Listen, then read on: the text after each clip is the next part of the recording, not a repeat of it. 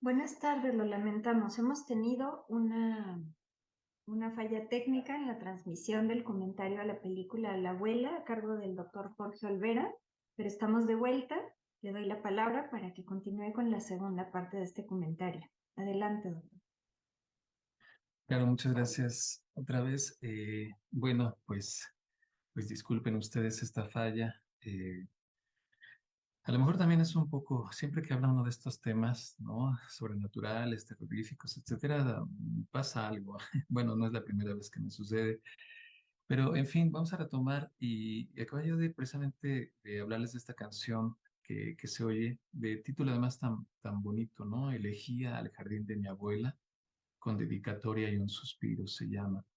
Eh, y, y bueno, pues está el asunto eh, de esta otra eh, canción, yo lo olvidé decir hace rato, pero bueno, también voy a aprovechar un poco la falla. Esa es la canción que se oye al inicio, pero es curioso que al final la canción que se oye es una canción además mexicana de Roberto Cantoral que se llama El reloj.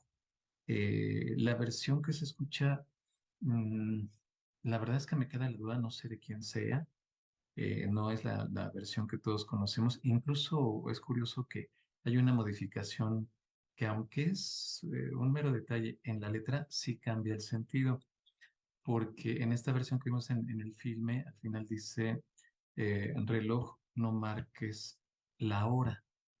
Entonces señala, digamos, como a esta idea de que van a dar casi las 8, es donde los relojes se detienen y señala a ese aspecto. Ah, pero la versión original, la letra original de Roberto Cantoral decía, reloj no marques las horas, o sea, no se refería a una hora concreta, sino al transcurrir del tiempo, a que no quería que se acabara la noche porque era la última noche que iba a pasar con la persona amada. Entonces, es muy curioso, yo imagino que por alguna razón esta versión que debe haber sido una versión que se grabó para España, pues hizo esta modificación con otra intención, pero que aquí se está aprovechando en el filme. En fin, en cualquier caso, pues cuando tratando de recuperar un poco la idea de esta primera parte, cómo está llena de indicios, encontramos este señalamiento a la supuesta vejez de Susana, aún a pesar de que es una muchacha de 24 años, casi 25, pero que para el modelaje pues ya comienza a ser vieja, ¿no? Y esto como un indicio, ¿no? Un señalamiento de lo que va a pasar después con ella, que ciertamente va a acabar en un cuerpo de anciana. Eh, pero hay una concatenación de elementos indiciales cuando ella llama a la abuela para decir que no va a ir a su cumpleaños, eh, y que inmediatamente después le notifican que la abuela ha sufrido un derrame cerebral y pues no hay quien más vea por ella, quien la cuide, quien, etcétera. Y por eso ella tiene que dejar su trabajo y viajar. Pues es un poco lo que pasa en Aura cuando a Felipe Montero, que está buscando trabajo, prácticamente se le aparece en el periódico eh, un aviso de un empleo que dice prácticamente todas y cada una de las condiciones que él tiene, o sea que parece que es un empleo diseñado ex profeso para él, y es lo que se puede llamar, digamos, como el llamado de la bruja, ¿no? A un nivel subtemático. Aquí es más o menos lo mismo. Es el llamado de la bruja, eh, pues más bien recurriendo a una cuestión de compasión, de que no, si ella no va, si Susana no va, pues no va a haber nadie que cuide de ella. Además, no debemos dejar de lado, otra vez regresando al asunto de la hora, que el reloj se detiene un minuto antes de las 8, que el número 8 pues es prácticamente el único número que podemos trazar sin despegar la pluma o el lápiz del papel. O sea, remite precisamente a los ciclos, al reinicio. Eh, no hay a fin de cuentas una frontera clara entre el fin y el inicio. Y por otro lado, pues que además, hablando de temporalidades, está que el cumpleaños tanto de Susana como de Pilar es el 22 de marzo, es decir, terminando el equinoccio de primavera. Recuerden que el equinoccio de primavera y el de otoño pues se caracterizan porque hay la misma cantidad de luz que de oscuridad y que además está asociado a un ritual pagano de fertilidad. Esos rituales paganos, desde los misterios de Eleusis en Grecia y después los que se dan por prácticamente toda Europa, desde antes de la cristianización, ¿no? Del Imperio Romano, pues nos hablan de rituales que estaban profundamente arraigados con... muchas gracias, es de los Panchos de Canción, muchas gracias.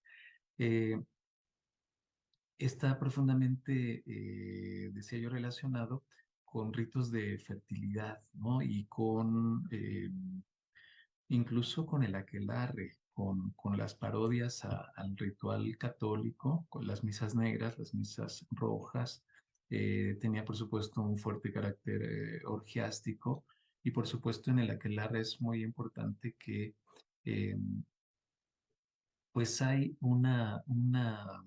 eh, pues un intercambio carnal sexual, es una forma de iniciación, ¿no? Precisamente hay concurso carnal entre la figura brujesca y la diabólica. Y bueno, y en ese sentido es también una iniciación. Entonces, no es de ninguna manera gratuito que se dé precisamente en estas fechas. Los celtas, esto lo festejaban en el equinoccio de primavera, este tipo de rituales, entre el 20 y el 23 de marzo.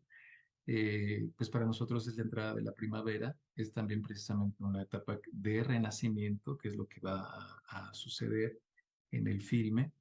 Y también por otro lado, pues no dejemos de lado que esto se da entre el momento 45 y 48 del filme, que ya es un evento que va a ser precursor de lo que va a venir durante la segunda parte del filme, cuando Susana encuentra su diario. Y es un diario que narra muchas cosas, entre otras la fiesta que le hizo su abuela en un cumpleaños y donde se narran cosas muy raras, ¿no? Que ahí se aparece Julita, que es una amiga de la abuela, que nunca antes se había aparecido y tampoco jamás se volvió a aparecer.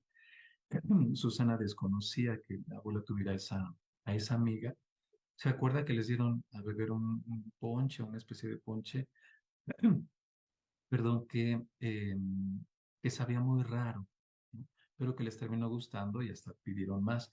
Hablo en plural porque además ahí es cuando también esta Susana conoce a Eva, la nieta de Julita, que tiene su misma edad. Y también otro asunto es el relativo a los sueños que tiene a partir de eso, que son sueños donde ella le tiene miedo a su propia abuela, donde la ve como una figura amenazante. Incluso vemos en el diario que ella hace una serie de dibujos donde prevalece el color negro y las figuras totalmente amorfas, descompuestas, asimétricas. Y también por último, en ese sentido, eh, pues que ella no recuerda nada de esto, que a pesar de que ella era muy niña, pues algo tendría que recordar y sin embargo no se acuerda de nada. Esta escena es la que catapulta hacia los minutos 58 a 63 del filme, donde vemos una secuencia que es importantísima, que es la que les decía al principio que remite al caso del difunto Mr. Elsham. En el cuento, una vez que el joven ha aceptado el trato y toma el té con el anciano Mr. Elsham, toma un té al que le han vaciado unos polvos que le dicen que les van a ayudar. No me acuerdo la verdad si tenían alguna otra propiedad o solo era para efectos de mejorar el sabor de la bebida. Pero cuando se despide el joven del anciano, él le da otro sobrecito con más polvo y le dice que se lo tome porque pues además de todo tomaron alcohol y el joven pues ya no va muy en sus cabales. Entonces dice que se lo tome antes de dormir para que amanezca bien al otro día. Y es lo que hace. Pero cuando despierta, se haya convertido en un anciano. Eso es lo que pasa justamente en esta secuencia, que es una secuencia equívoca Se supone que es un sueño, hasta donde uno lo puede apreciar, es un sueño, donde ella se para, ve su mano, ya es la mano de una anciana, le cuesta trabajo caminar como si fuera realmente muy, muy grande de edad.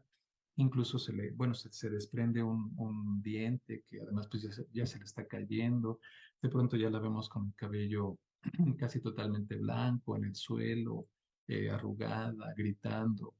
Y en eso despierta, pero cuando despierta y uno puede pensar, bueno, eso confirma que fue un sueño, vemos que sí fue un sueño en el sentido de que ella sigue siendo joven, pero no fue un sueño en el sentido de que ella despierta en la cama de su abuela y en la recámara de su abuelo, bajo las fotos que ella tiene.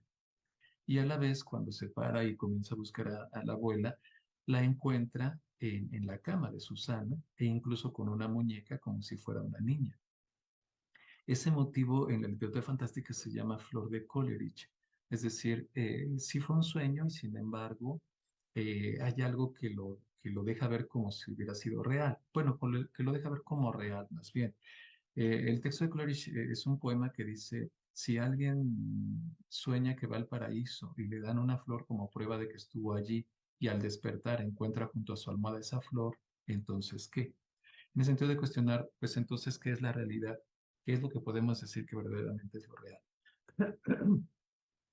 Bueno, pero ya más o menos como para ir terminando este comentario, ya la segunda parte está, esa sí está llena de una serie de acciones físicas donde hay mucha movilidad en la trama en progresión. La progresión misma de la trama se hace mucho más rápida porque después de esta secuencia que acabamos de comentar del aparente sueño, pues aparece la figura de Adela, que va a ser la cuidadora, y que luego vemos que la abuela hace una serie de movimientos extraños una vez que Adela ha salido y a ella la atropellan. Y no queda ninguna duda, ni para nosotros, ni para la propia Susana como protagonista, de que fue un sortilegio, un embrujo que hizo la abuela para impedir que Adela la fuera a cuidar el otro día. Ella muere atropellada.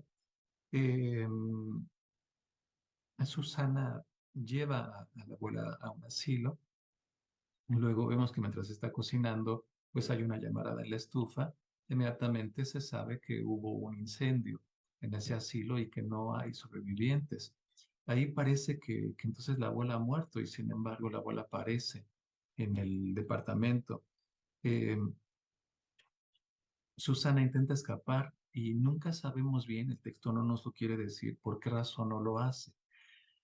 Pareciera que no alcanza a decidirse a hacerlo, o bien que, esto parece más probable, que algo más que alguien no la dejó salir del departamento en cuanto ella abrió la puerta, porque como la toma está lateralizada, nunca vemos qué hay enfrente de ella, pero es obvio que ella está viendo algo que la impresiona y por eso se regresa y cierra la puerta.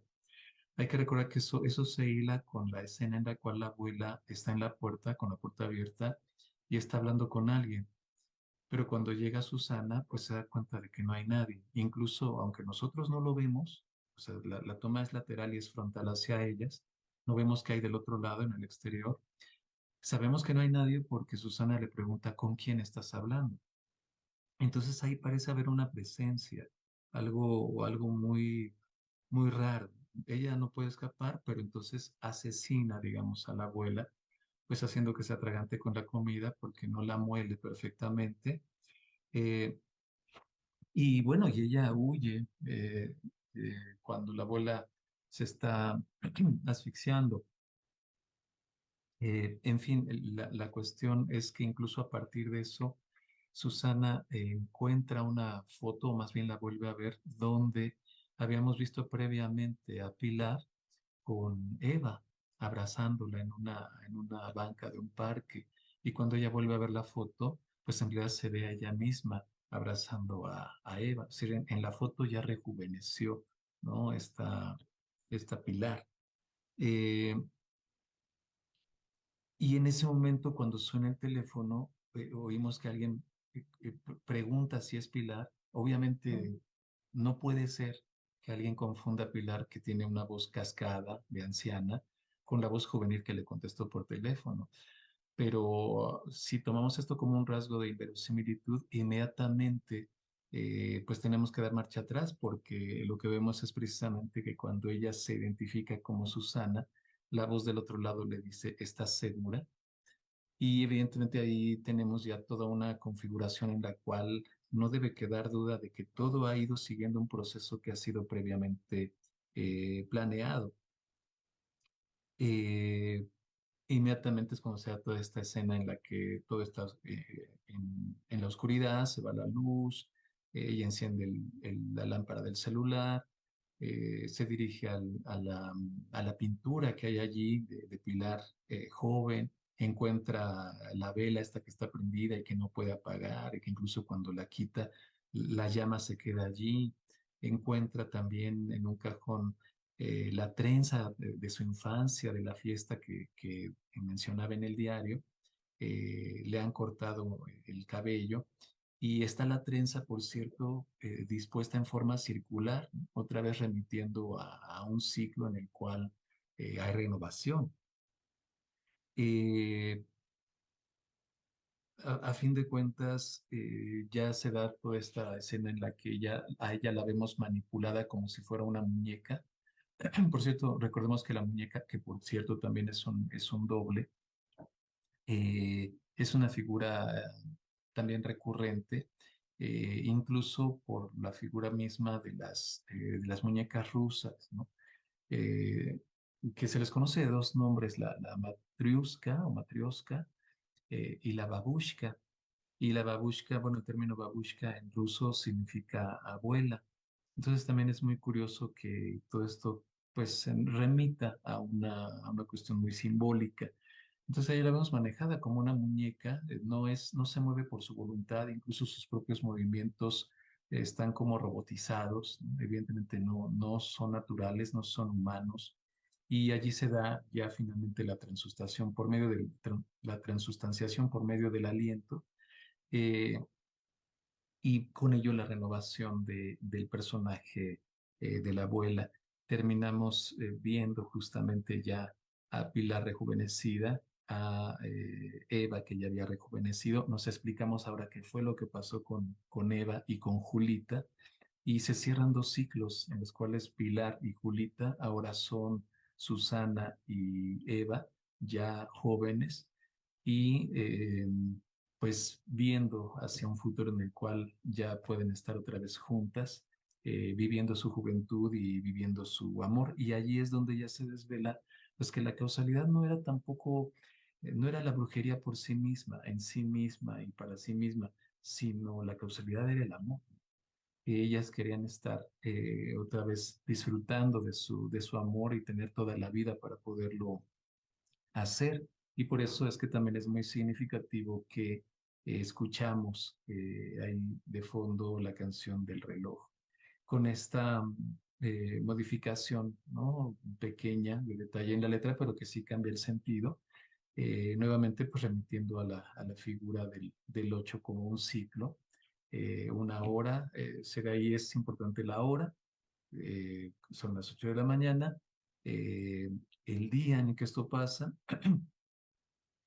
que es, repito, toda esta cuestión del ritual pagano de la fertilidad, del equinoccio de la primavera, de la renovación de la vida y del reinicio de un ciclo que en este caso remite siempre al amor. Así que la figura de la abuela ha pasado en un principio, ha pasado de lo que es en un principio, digamos, como una figura desvalida que necesita atención a una figura dominante que terminó por someter a su propia nieta para poder estar con el amor de su vida, las dos ya rejuvenecidas y listas para seguir gozando de su amor, ¿no? Y en ese sentido, pues la película, creo que es una película pues llena de claves, llena de elementos significativos, simbólicos, pero que siempre tiene, a fin de cuentas, todo este elemento sobrenatural y la serie de cosas que están implicadas,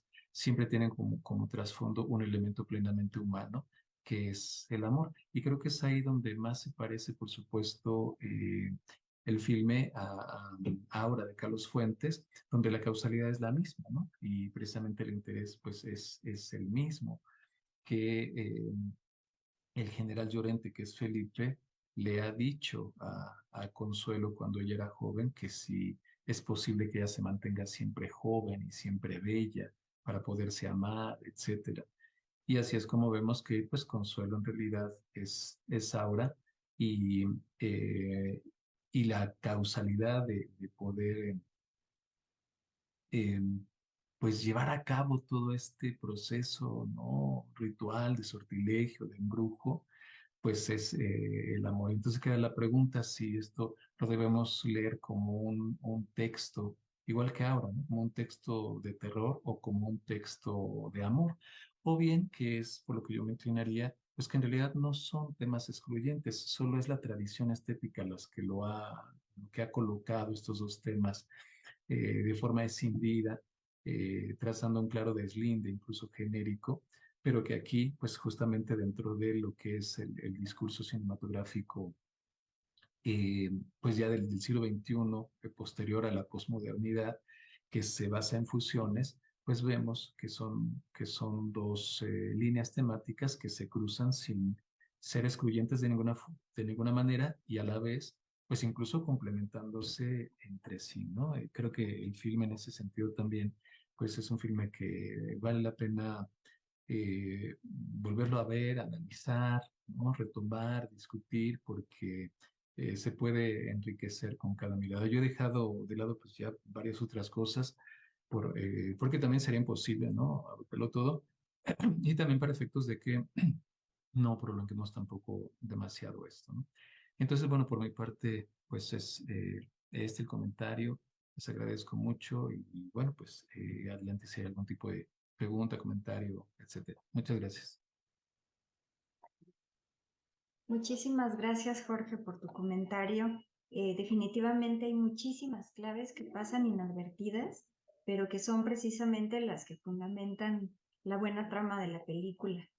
Tiene saludos de Belén Varela, que ya anotaba que la canción es de los Panchos, la de las horas, ¿no? También Elizabeth Maldonado comenta dos cuestiones. La película le ha recordado a la llave maestra, a la película La llave maestra, y también pregunta, ¿qué puede representar el ave azul? La libertad de las mujeres de al fin estar juntas. Es el ave que aparece en una jaula dorada, ¿no? Eh, hay otra pregunta, voy a leértela por si acaso puedes enlazar en algún sentido los comentarios que llegan. ¿Cree que en realidad la abuela fue otra víctima, como lo que le pasó a Susana, y en realidad todo ese rito es un ciclo de esas dos brujas que han repetido durante varios años para estar juntas eternamente? Bueno, es interesante como posibilidad, pero bueno, si la idea es que a Pilar le pasó alguna vez lo que ahora le pasa a Susana, creo que no, que más bien es al contrario. Pilar ha venido haciendo esto eh, en el sentido de que incluso podemos pensar que eh, la pregunta casi obligada es, ¿qué pasó con los padres de Susana? Y también, ¿qué pasó con los padres de Eva? Porque las dos parecen estar en la misma condición de ser hijas únicas y nietas únicas, de abuelas que no tienen más familia. Y entonces, y que además pues se conocen y son cercanas, ¿no? Es decir, son muchas casualidades las que se tendrían que juntar para pensar que una cosa como esta puede suceder, lo cual nos habla de toda una planeación que puede remitirse hacia el pasado, pues hasta el infinito. La brujería, después de todo, siempre está relacionada con ritos antiguos y nos habla por lo mismo también de otras temporalidades, pasa por los filtros de la cultura, del tiempo, del espacio. Entonces es muy probable que más bien hayan sido ellas entidades pues viejísimas que van replicando este mismo procedimiento para seguir estando juntas, ¿no? En eso habría incluso una línea que atraviesa esto, que sería también una línea eh, vampírica. Digo, no porque ellas vivan de la sangre, ni mucho menos, pero sí finalmente es claro que su proyecto es vivir de la juventud de sus nietas. Entonces creo que podría ir por allí, pero es algo que el texto finalmente quiere que permanezca en la oscuridad. O sea, el texto jamás hace una sola sugerencia de qué pudo haber pasado con los padres de una o de otra, sino que ya se basa en el supuesto de que, bueno, la situación es esta, son nietas y fueron hijas únicas, con una abuela que no tiene más parientes, y entonces a partir de eso se genera toda la trama en progresión. Ok, sobre el ave azul querías comentar Ah, sí. algo. Sí, perdón. Bueno, ya algo comentábamos. El ave, sí, evidentemente es un ser que siempre está relacionado con la libertad, ¿no? Y muy probablemente sí sea el ser más libre que haya sobre la faz de la Tierra. Y el color azul normalmente tiene una relación con lo intelectual, en el sentido de algo incluso que puede ser muy calculado, como en este caso, pero también no olvidemos que en la tradición literaria el color azul, por ejemplo, nosotros lo asociamos mucho con el modernismo. Incluso, si no me recuerdo, hay un cuento de Rubén Darío que así se llama, ¿no? El pájaro azul. Eh, y bueno, y de hecho el propio modernismo se inicia con la publicación del libro Azul de Rubén Darío. Y en ese sentido, pues también es un poco la lejanía, lo exótico, ¿no? Lo raro. Así que creo que varias de estas posibles líneas de sentido están involucradas allí porque en realidad todas ellas eh, pues sí pueden asociarse con lo que están haciendo Pilar y Julita. Bueno, y especialmente Pilar, que es la protagonista, ¿no? Muchas gracias. Yo también un poco te comentaba mientras reconstruíamos aquí la transmisión acerca de algunos elementos como que muy sutilmente simbolizan el erotismo. O sea, sutilmente y no, porque realmente nunca vemos un beso, nunca vemos una historia de amor, pero sí la parte de reencuentro de ellas es hasta muy genital, por decirlo así, ¿no? En la escena inicial se hinca para abrazarla y también la escena como de la transmisión de juventud, no sé cómo decirlo, es la abuela parada encima de la boca abierta de Susana. Entonces, eso me pareció muy sutil y a la vez muy directo, como muchas otras cosas que vimos que se asocian a un horror muy escatológico, ¿no? Eh, el uso del pañal de la abuela, la manera en que come, escupe, todo eso, ¿no? Sí, sí, fíjate que sí, ya decía yo que algo me faltaba comentar. Qué bueno que lo mencionas. Sí, hay una parte eh, es curioso porque creo que tiene dos dimensiones. Eh, al haber esta dicotomía entre vejez y juventud, hay partes en las cuales vemos la corporalidad, ¿no? Tanto de Pilar como de Susana, obviamente en una abierta confrontación y contraste, ¿no? Un cuerpo, pues, de anciana, ¿no? Pues con arrugas, pues ya realmente muy débil, muy poco terso, acabado, en fin, y un cuerpo joven, ¿no? Un cuerpo terso, un cuerpo que invita a la caricia. Es decir, hay una parte en la que el discurso de la corporalidad sí se sitúa en un plano protagónico, pero por breves momentos, ¿no? Claro. Y hay una dimensión en la cual se remite a lo escatológico de la propia corporalidad. Sí, por la cuestión del pañal, ¿no? Por la cuestión de cómo escupe la comida, es decir, a cosas que son escatológicas, pero que pertenecen a la corporalidad. Y por otro lado, la cuestión de los cuerpos, desde el punto de vista ya de la caricia erótica, ¿no? Ciertamente el inicio y el final son en ese sentido muy significativos.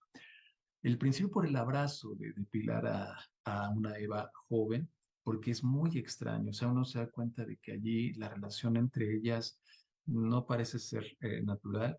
Uno podría pensar en primera instancia que Eva, pues, él tiene una filia gerontológica, ¿no? Que es gerontofílica o algo así.